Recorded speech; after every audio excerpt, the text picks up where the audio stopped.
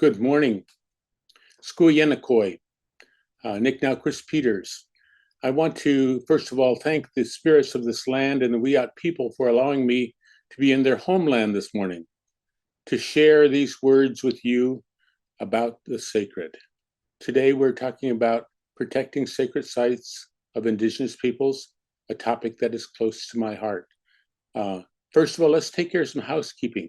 The chat is always going to be open. We encourage you to ask questions of the panelists, and we have some exciting panelists. Dr. Mann and Brian are panelists today. I'd like to thank Brian for the opening song that everybody was acquainted with. It's a Hopi song.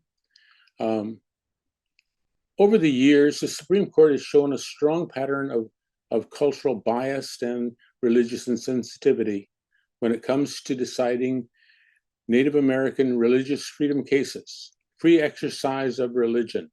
Currently, Native spiritual leaders throughout the United States do not have what is known as a cause of action in the First Amendment. They cannot bring suit against anybody in the American judicial system, including the government, for a breach of religious belief systems. In America today, the first people of this land do not have First Amendment protection under the Constitution of the United States. Let me repeat that.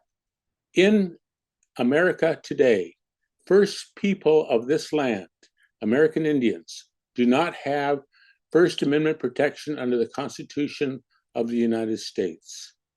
Some suggest that the Western society just don't understand or appreciate Native spiritual belief systems. It's hard to separate the social, political, and cultural aspects of our religion and spiritual understandings.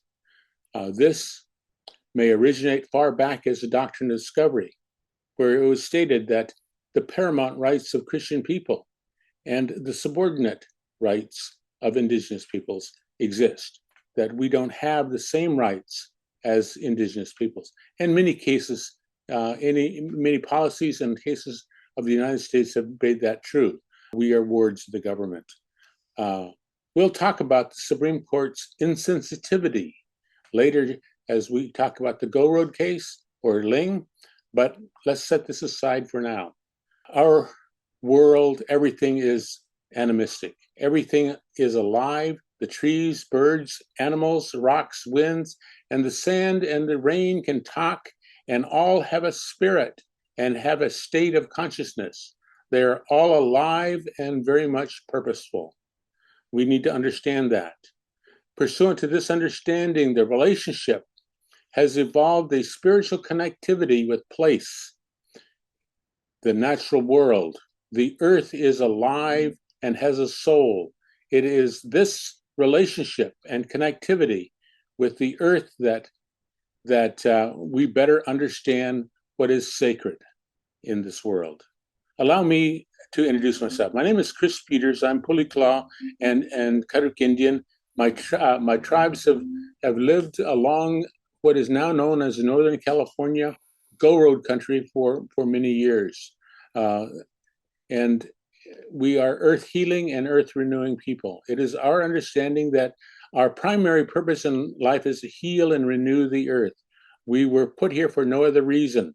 Like many other tribal nations, we practice an earth-based spirituality, a spiritual practice that seeks to foster harmony by overcoming conflicts and oppositional energy that could cause an imbalance or an inorder that currently resides in human or the self and the universe. I'm also president of the 7th Generation Fund for Indigenous Peoples, the oldest Native American public foundation in the U.S. history and perhaps the world. We have been assisting Native nations rebuild healthy, culturally vibrant communities for 47 years. The 7th Generation Fund is dedicated to the preservation of traditional sovereignty and the cultural and philosophical uniqueness of Native peoples and Native nations. We are founded upon the philosophical principles that is widely held by Native peoples throughout America, in that each of our deliberation, we consider the impact on 7th generation. This precept is good. It teaches us how to be good ancestors. It's germane for our conversation today, the sacred sites and sacred places. Please understand that Native peoples are not monotheistic. We do not have only one God, not like Christians. We have not evolved from Abrahamic theology. Native paradigm is significantly different. There is not a single God. In fact, among Native peoples of the Americas, the Christian God is often referred to as an illegal alien. It came to us, to our communities, with the first of the boat people. It does not belong in this part of the world, the Christian God. For us, there are spirits, and they are very much alive, and they're everywhere. Spirit people are alive and well. We didn't trek across the Bering Straits. We're not a lost tribe of Israel. Our homelands contain monuments and stand in testimony to the mythological world and corroborate a native-based epistemology. Thus, nowhere else in the world can an emotional and spiritual relationship exist other than the homelands of Native nations. We are spiritually connected to place. This is true connectivity. And then things changed. Up to this point in time, in Earth time, Native people's spiritual understanding is laced with concepts of for everlasting life. True spirituality. If we honored natural law and continued our primary responsibility to heal and renew the earth, there would be for everlasting life. For everlasting life. No Armageddon, no final conflict like in Christian belief systems. We would live forever and ever and ever. And then things changed. All that was alive and sacred in our world has been in harm's way. The colonists, the people that came, have raped and killed our people, taken our land, culture, language, and has torn apart our traditional communities, social systems, and sustainable paradigm that promotes balance and harmony. And they have did this without any consideration to respect, to reverence, or to reciprocity. There is no giving back to the world, only abstraction. We know quite well the bleak and devastating history experienced by Native peoples. It would only suffice to say that the children of God has devoured the children of earth. The earth as a living, nurturing mother served as a moral constraint restricting the actions of human beings. 900,000 years, we believe this to be true. All peoples of the world. We cannot rape our mother or dig into her for gold, silver, and currently lithium. We cannot mutilate her body. As long as the earth was considered to be alive and sacred, it was considered a breach of basic human ethical behavior to breach natural law and to carry out such destructive acts against our common mother. Then in the 1970s and 1980s, perhaps out of guilt, out of the need because of ongoing protest, several laws were passed. And I won't go into detail, but please take time to look at the laws that were passed. One of which is the American Religious Freedom Act, ARFA. And I'm sure our guest, Henry, will talk a little bit about this. Passed in 1978, it recognized the importance of Native religions to the identity of Native people, prevented any religious infringements that could result from insensitivity enforcement of federal policies. The law was enacted to return basic civil liberties to American Indians, Eskimos, Aleuts, and Native Hawaiians, and to allow them to practice, protect, and preserve their inherent rights to freedom to believe, to express, to exercise their traditional religious belief systems, spirituality, and cultural practices. These laws included, but not limited to, access to sacred sites, freedom to worship through traditional ceremonies, and the possession and use of objects traditionally considered sacred to respective cultures. And we thought with the passage of the American Religious Freedom Act, up to that point, we didn't have many tribes could not practice their religion belief systems. In 1978, we were granted, under ARFA, the right to practice our religious freedoms. And then came the Go Road, the Ling versus Northwest Indian Cemetery Protective Association in 1988. The case made headlines nationally and internationally, and several California tribes, Yuroks, Karuks, and Tolowas in particular, were protesting the building of a road between Gasquet and Orleans in Northern California. The sacred spaces, ecological and geological formations, and the ongoing practice of traditional ceremonies in the high country, which is where the Go Road would be constructed, were at stake. The Forest Service, of course, didn't care. They had already built and paved sections of the road, and all they needed to connect the Gasquet and Orleans was 6-mile sections running through the high country, the area known to us as the Prayer area, the Hillcut area. It includes Dr. Rock, Chimney Rock, Peak 8, all of which were used as significant places. The case culminated in 1987 Supreme Court ruling. The First Americans do not have protection under the First Amendment of the Constitution. It has been fought for many years before through grassroots organizing, lower court cases, which all sided with the Native Americans and upheld an injunction to stop the road building. And let me turn to the panelists, if you don't mind. And the panelists include with us today are Dr. Henrietta Mann, and she is Northern Cheyenne, and Brian Monongye, who is Hopi, and both of them have exciting things to contribute. And please log in your questions in the chat box as we speak. Henry. A good day to all of you, and thank you, Christopher, for your great introduction. My name is Tsetsehestaestse in my language as a Cheyenne person, one of those hearted alike. And the translation into English comes close to prayer cloth woman or offering cloth women. It is a name that I carry with distinct honor because it is the name of my paternal grandmother. What we really need to understand, particularly in the context that Mr. Peters has already set out for us, is that we as the first peoples of this land, the indigenous peoples of this land that we all share today, are a highly spiritual people.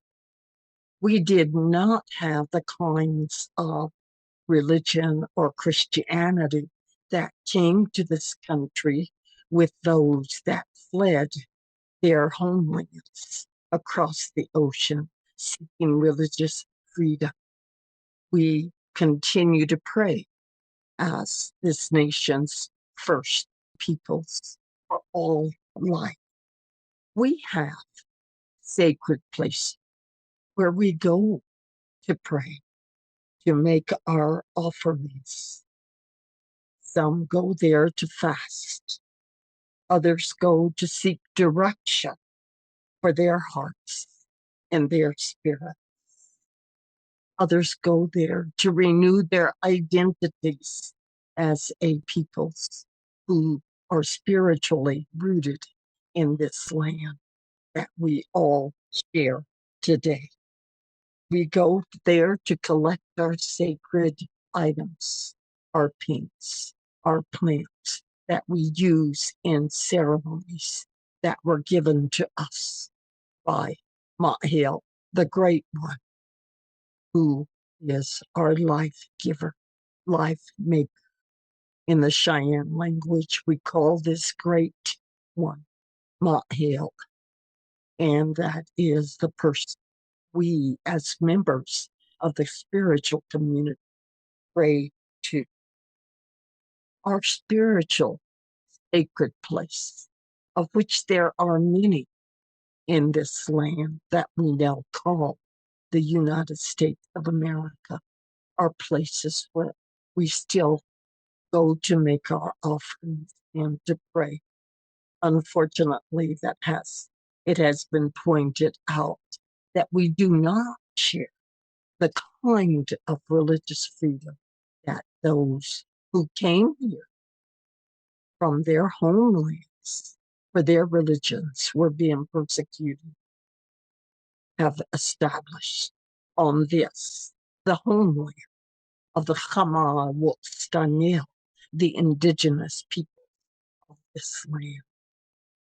We have to remember that we, as this land's first people, have given a great gift of religious freedom to all of those that have come to live with us.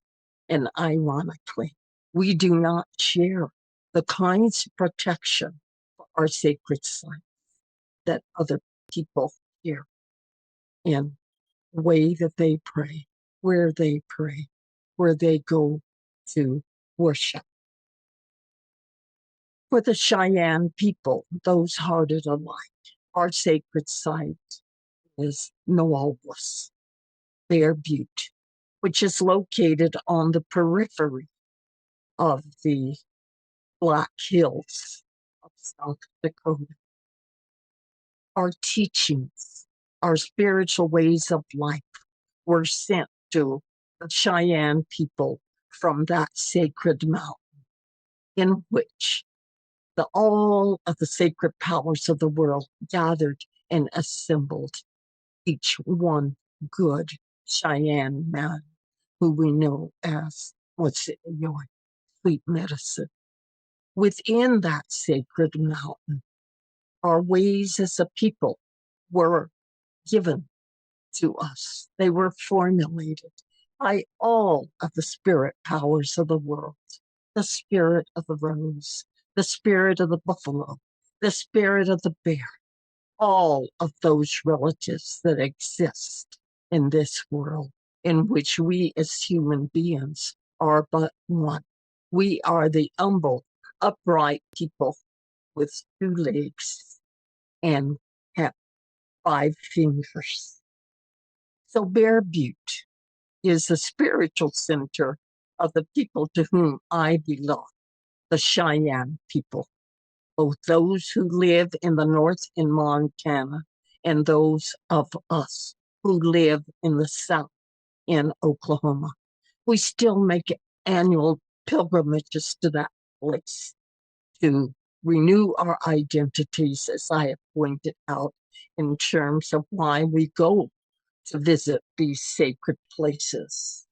That place is our teaching place, our teaching mountain, where everything we do and live as Cheyenne people originated. We have 2 major ceremonies. One, the male ceremony that I am not at liberty to discuss, but the other is the female ceremony, the Sunday, the Hohwam, the offerings lodge. There are many Sundance men. There are many Sundance women who have walked the Cheyenne road of life since the beginning of time, who still continue to participate in those earth renewal ceremonies. The Sundance. The Sundance is important to us as a people, because through that particular ceremony, we renew all life, not just the life of the 2-legged human beings, but all life, our relations, our kinspeople, the 4-legged ones, the celestial beings, the sun, the moon, the stars, and this earth. We renew their lives as a sacred mandate given to us by the Great One when he placed us in this land to walk through life. Generations upon generations of Cheyenne people and Indigenous peoples have walked on this land. They have walked for all time, and they will continue to walk. It is a travesty that we as the indigenous peoples, the first peoples of this land, have given so much when it comes to freedom of religion, the freedom to worship, the freedom to pray as they have prayed for all time. As that is a sacred gift that I hope that this country will come to remember one of these days as the United States Congress sits and makes its laws that govern our lives as citizens of this country that indigenous peoples were first to love, still love, and will always love. So once the American Indian Religious Freedom Act was codified into law in 1978, the congressman from Arizona said, go ahead and vote for it. It has no teeth. It is nothing but a toothless tiger. And so the American Indian Religious Freedom Act that we look to give us the basic rights as a people have never fulfilled the promise of religious freedom that everyone else enjoys. I'll talk a little bit more about sacred science in my later commentary. Well, thank you, Henry. A fantastic presentation. I would like to note that people can post in the question box, in the comment box, any questions you might have of the panelists or me. Please do take advantage of the question. Next, we have Brian Monongye. Brian comes with us from Hopi, and he has served as the vice chair of Seventh Generation Fund. So, Brian, can you add some comments? Good morning, new happy. Halay bayan ma jiwa na mun kanga ang pale na maswung. Good morning. My name is Brian Monongye. I come from the village of Munkapi here in Hopi, and I belong to the Fire Clan. And I guess one of our duties as Fire Clan people are to be people to remind and share some of the knowledge that the people need to be reminded of. And so one of the things that I have taken upon myself as being a member of this clan, although we're not high in stature, we have a serious responsibility to make sure that we remind the people of different things and keep track of what's going on locally, but also out there in the world. And one of the biggest things that we're experiencing is our sacred sites are being threatened, and those are very important to us physically, spiritually, and culturally. A lot of our songs and our ceremonies here in Hopi particularly, talk about these places because before in our history, before anybody settled in where they're at in their particular areas, we were moving all over this continent from north, south, east, and west to explore this land and to learn about this land and see what this land has to offer us. And so they say from there we developed our understanding of the land, the earth, and our teachings and our ceremonies and everything came from that. They derive from that. So, that's why these places are very special to us because, these are places where we acquired this religious knowledge, where this power that we have, whether to call the rains or to pray for good life for everybody or what have you, derives from these places. And so, but also it's tied into, I want to say prophecy, but more so, I guess, warning, even before the United States government was formed and so forth, our elders and our ancestors would always tell us, there's going to become a time where individuals or people from other lands are going to come and they're going to take your land. And then they're going to ask you, well, what's your lay claim to this land? And we're seeing it today. We're having to fight to protect our sacred sites and our homelands that we don't currently reside on, and those are considered our ancestral homelands. But that's why it's very important for us here, or all Indigenous peoples here in the Americas, is to remember who they are, remember their language, their culture, and keep their identity alive and going strong. Because one of those things that always comes up in these court cases when we're fighting for sacred sites is they question us, who we are. They want to know our secret, I guess, our secrets, or our connections to these places that we're fighting for.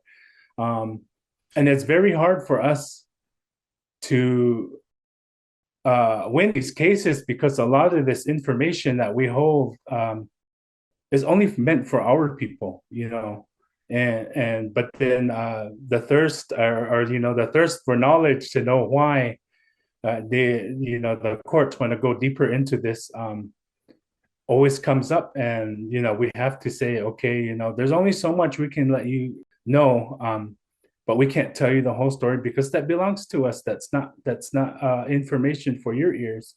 That's something that we acquired during our migrations and our pilgrimages and so forth. And so that belongs to us. That doesn't belong to you. And so as a result, some of that, unfortunately, that becomes our downfall in the court system, is because we don't share that information with them. And if we're to do so, we in a sense, we lose that deeper connection and that spirituality to those places. And so that's the hard part, having to do that. But more so, I do community organizing, and we talk about these places. And the more recent one, which I hold particularly close to my heart, because the beginning of where my people come from, my clan. And so, Hopi in particularly, we're supposed to be not warlike people. We don't engage in stuff that goes against our way of life, but because of where we're at and where we're living in the 20th century, and nowadays, we have to kind of balance. We have to decide whether we were going to engage in it or not. But we understood that this place is of a very high spiritual significance, and we have to do something about it. And so that puts us in a position where we have to step out of our some of our laws, or the way we're supposed to be living, in order to step out of that and then be a part of that, whether it be protesting or engaging in those things that happen when you're out there trying to protect these sacred sites, especially when Trump got into office and rolled back. That was kind of a big devastation there. But we understood that we just can't sit back and not do nothing. We have to do something about it. But we also understood that we live in an area where it's not just Hopis. We have other Indigenous peoples here, and we all need to come together, because we all have a relation to this special place. And we know our differences, but we also, we know we're connected in other ways too. But unfortunately, in some cases, the indifferences comes forward, and it makes it hard for us to work together, because that hinders the work. But we had to look at it as a whole. We know our indifferences, and we know what where we have been at in certain times of our history, and we had to just come together and just put that aside. We have to say, okay, we know where we came from, we know what we've been through. Now let's come together, work together, join hands together, and work together to save these places, protect these sacred spaces. And so what had occurred was 5 of us in this area, Hopis, Navajos, Utes, the Pueblo people, and Zunis, we all came together and we decided that we as community people, we know our histories, we know our songs, our stories, and our connections to these places, and even going into our cultural aspect of that we need to be connected to those places spiritually and physically still. We decided that we're going to run for our homeland and go and join together up there as one through prayer, through action, and so forth. And so really the idea was to instill in our younger generations that, you know, the things that we talk about in ceremony and our songs and the things that our elders have reminded us that we need to continue that here in the future, because now because it's very important for us not to forget that because of the, you know, what we're having to deal with in the court system, you know, those things that our ancestors had told us that, you know, these individuals who are coming to take your land are going to challenge us. And so in order for us to be able to continue to protect those places, we need to be there physically and spiritually and continue to maintain our presence in those places. And so that's just one story of all the sacred places that we're working to protect. Well, thank you, Brian. A fantastic presentation all the way from Hopi. And, you know, I think the elephant in the room is the recent elections.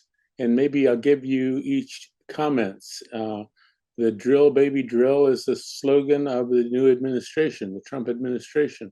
And the threats to bears' ears continues to be paramount in our mind. Brian, can you comment on that a little bit? I think now that like I said, we band together, we've kind of been on hiatus because of COVID, but I think now we're really watching an eye on, you know, the potential threat that Trump may bring, and of course, you know, he may want to have another rollback because of some of these minerals and what exists up there.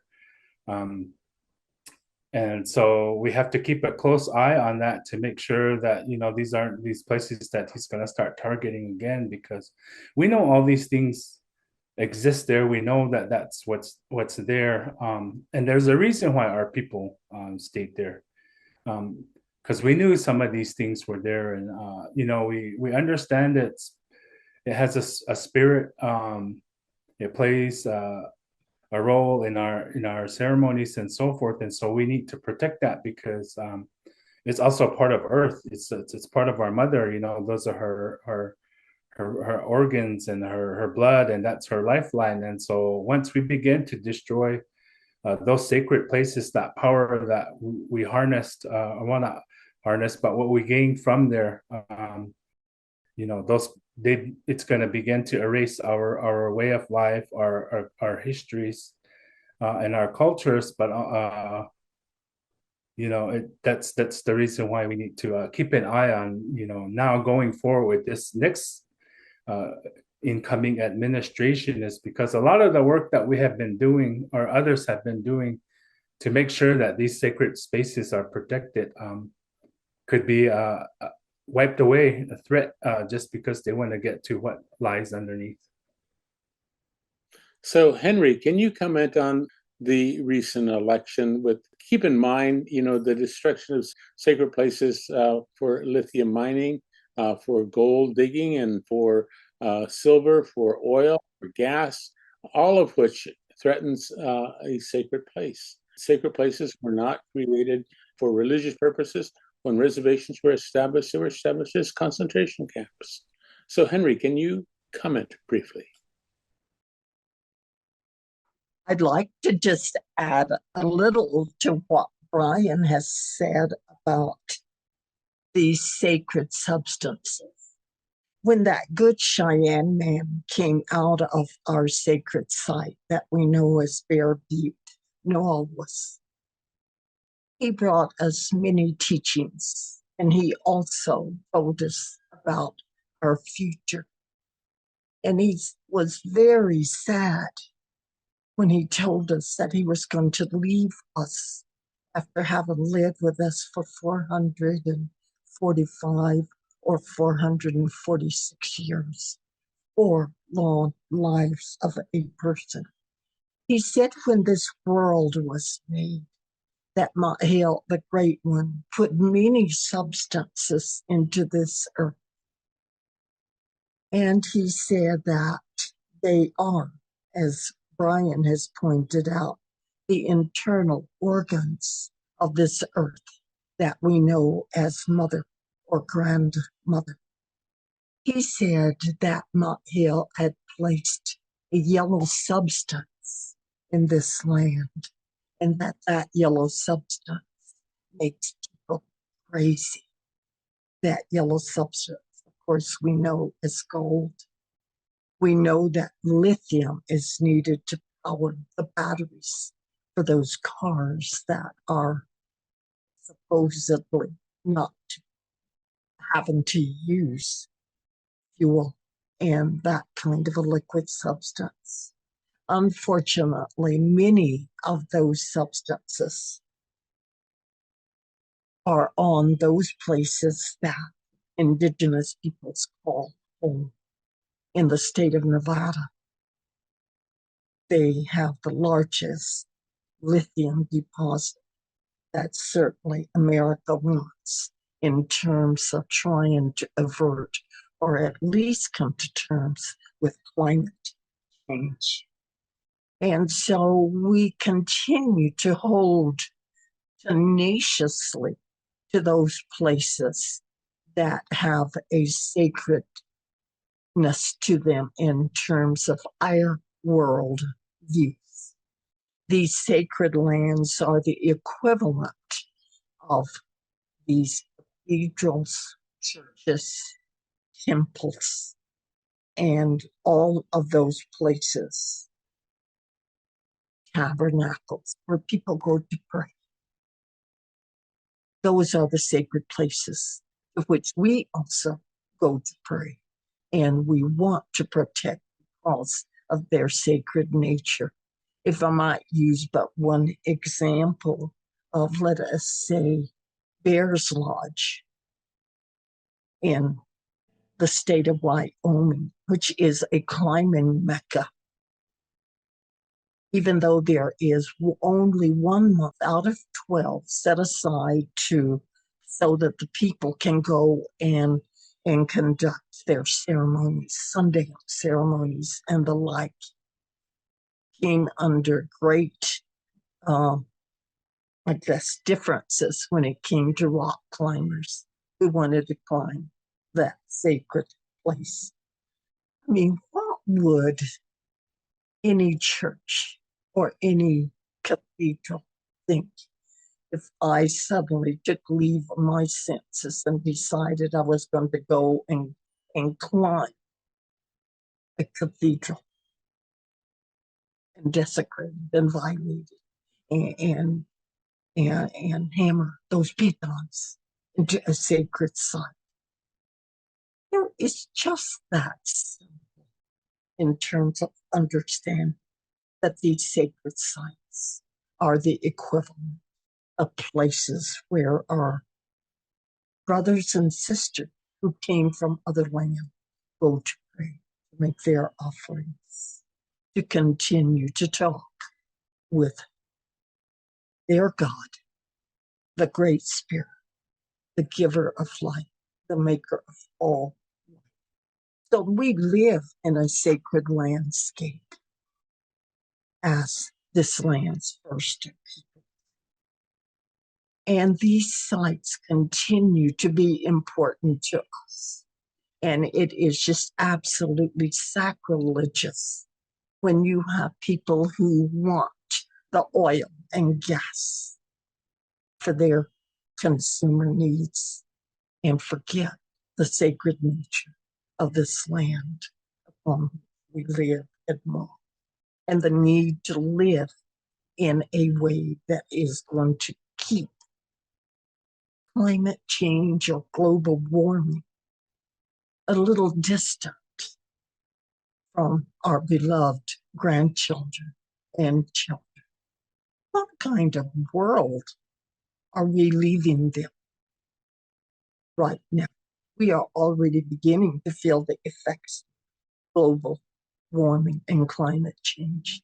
And so we continue as this nation's first prayer people to go to those sites, to make our offerings, to do our world renewal ceremonies, to continue to pray for all life, whether it is the four-leggeds, for those that fly, those that swim in the ocean, or those that stand rooted in the land.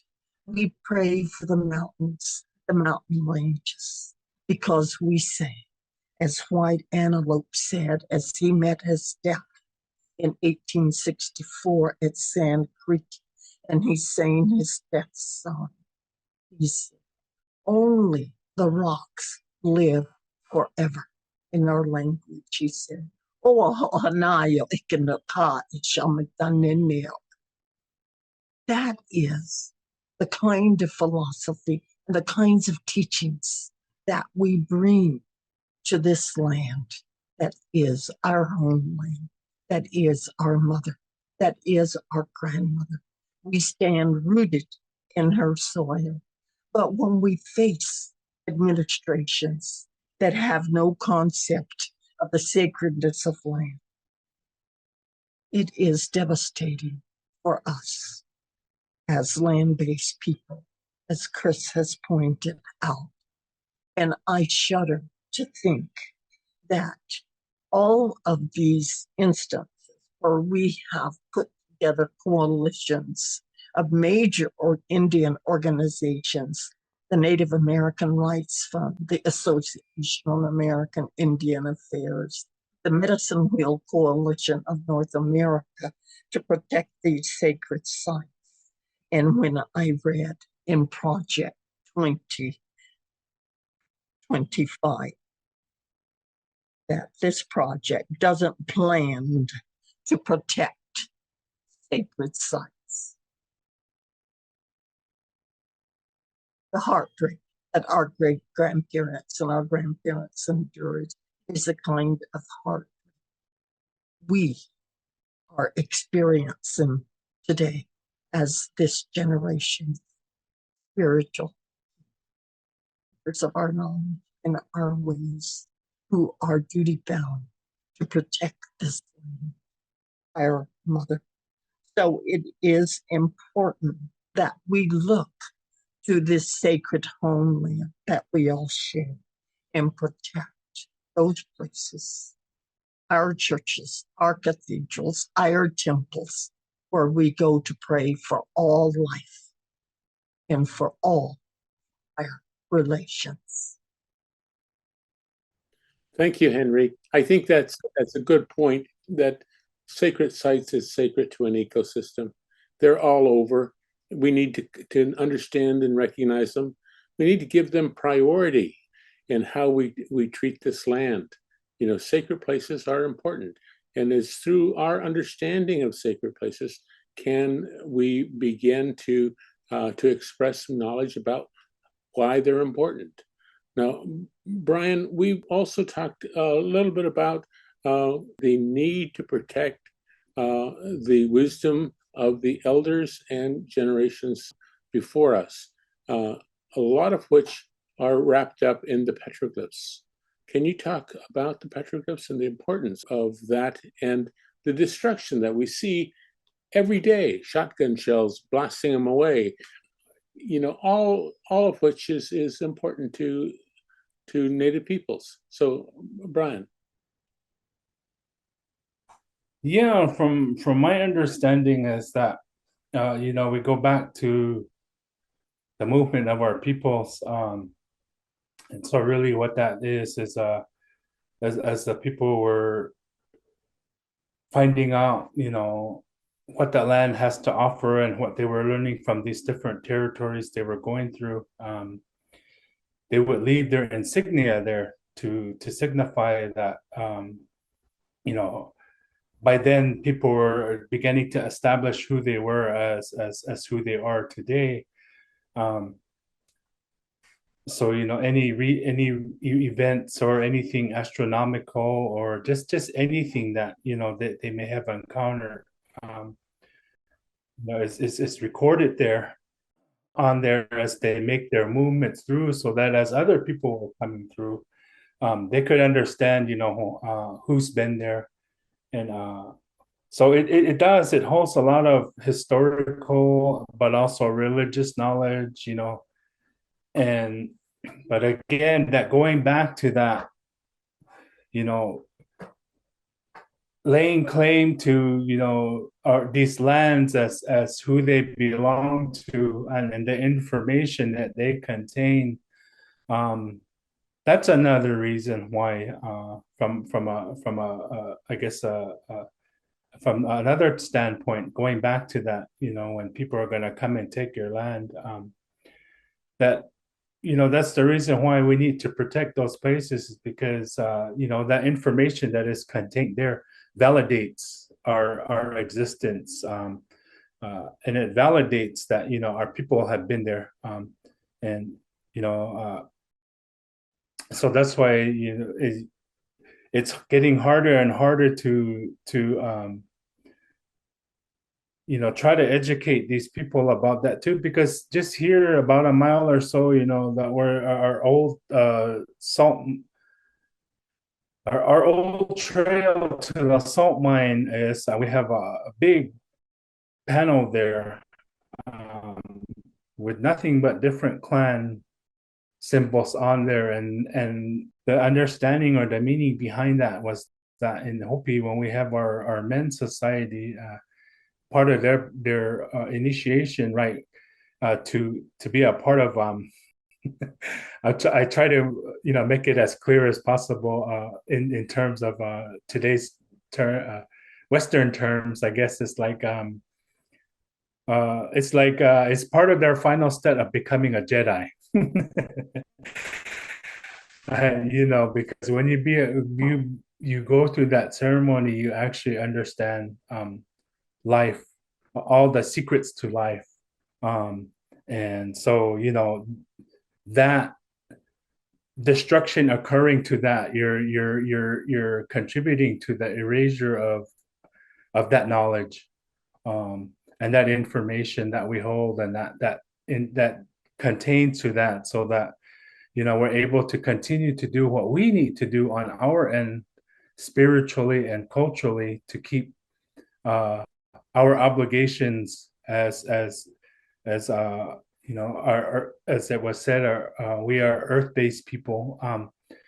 We have to make sure that these ceremonies and all, and that our way of life continues, because we play into the circle of life. There's a reason why these certain things happen at different times of the year, and we're coming into that cycle. For us here as Hopi, we're coming into that closure for the previous year, but we're getting ready to renew and make sure that the world is ready again, to come back to life. And so those are some of those purposes behind petroglyphs. And so when we begin to start doing that, when you begin to start destroying that, you're aiding and you're destroying, you're aiding into that erasure of our way of life, and our ability to make sure that we still can lay claim to these areas culturally, spiritually, but also physically too. But you're also you do that, you intentionally wipe away a lot of that ceremonial and religious knowledge that it also contains. Well, thank you, Brian. We're getting close to closing time on this panel. I know an hour is not enough time to talk about or even to unpack a lot of the issues that are pertinent to this topic. But Henry, do you have any closing comments? And before you close, it seemed like the American Religious Freedom Act solved all the problems, gave us access, gave us permit. But maybe you can comment on that too as you close out quickly. Thank you. we really had a lot of hope for the passage of the American Indian Religious Freedom Act, ARFA in our acronym. And we worked very hard in the 90s to make sure that the 4 different categories of religious freedom that were expressed in that joint resolution of Congress. It's only a joint resolution. It's not a law. We really put a great deal of faith in what that was going to do in terms of continuing our ways as a people, particularly when it comes to protecting sacred sites. I should mention that Bear Butte, Noah was to us is the most sacred of all places on this continental landscape for us as Cheyenne people. But I must also point out that Bear Butte is a South Dakota state park. The roads up the butte are paved, there are overlooks, there are walking trails, there are viewing platforms, but we still go there to pray. We do not have any substitutes in terms of where we go to make our prayer offerings and carrying out the sacred mandates that were given to us as stewards of this land that we were forced to love. American Indians have the stewardship of responsibility of the sacred landscape that we all share today. Going to those places helps us to remember to be very prayerful minded and to be humble as we walk this road of life, and that we continue to teach our children and to be ever mindful that we must respect the sacredness of all life, this land in particular that we all live on and with. So we have to remember to be mindful of living in a sacred world where there are sacred medicines, where there are sacred medicine people who have responsibility to keep those churches and our temples, tabernacles free from destruction and the destructive forces of what contemporary America and like this country is now like. We continue to respect the sacredness of all life as this land's first peoples.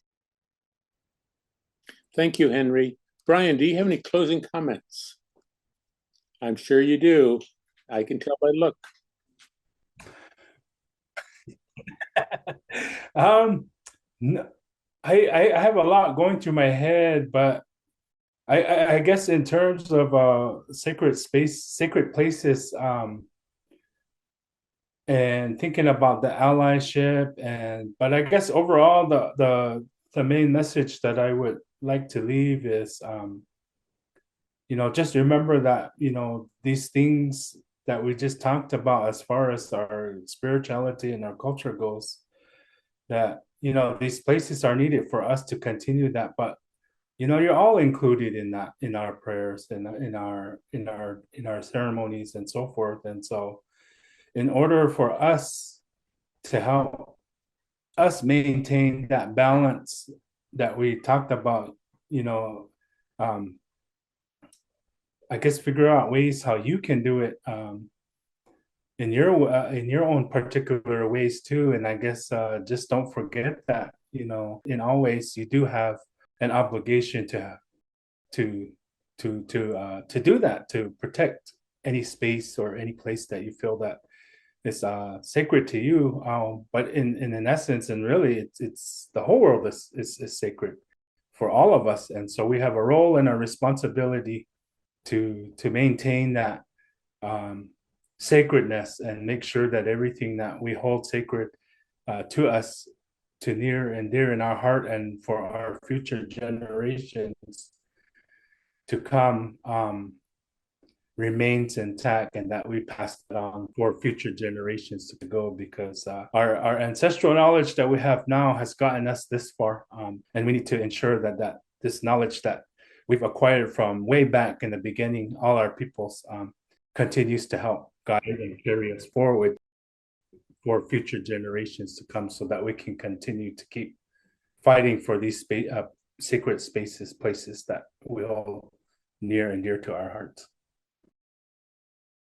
Thank you, Brian. And I apologize to the listening audience that we didn't get to many of the questions.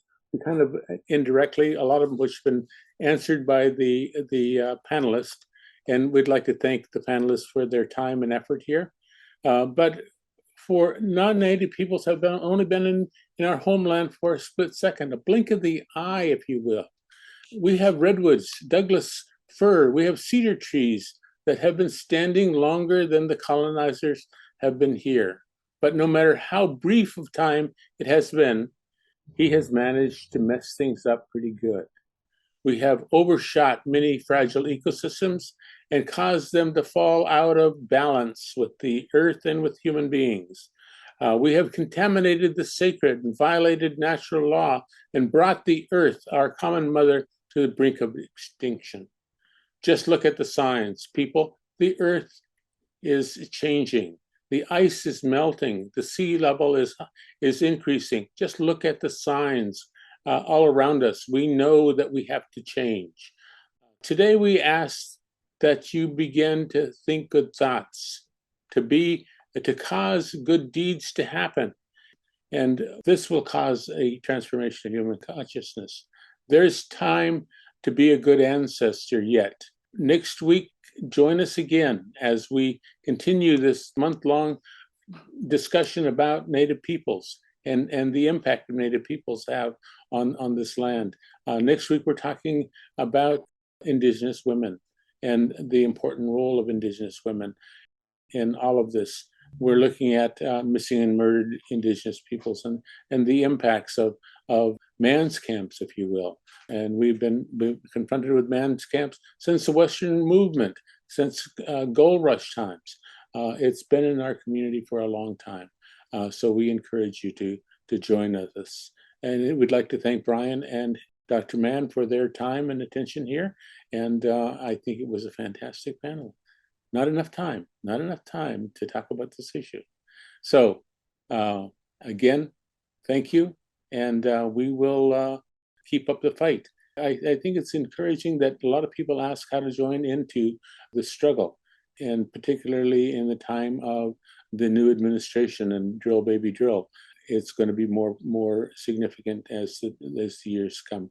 We've enjoyed a little bit of freedom during the previous administrations, but we're looking at all hell to break loose in the next 4 years, particularly as sacred sites and religious freedom, and our efforts here in our struggles to protect sacred sites. So thank you.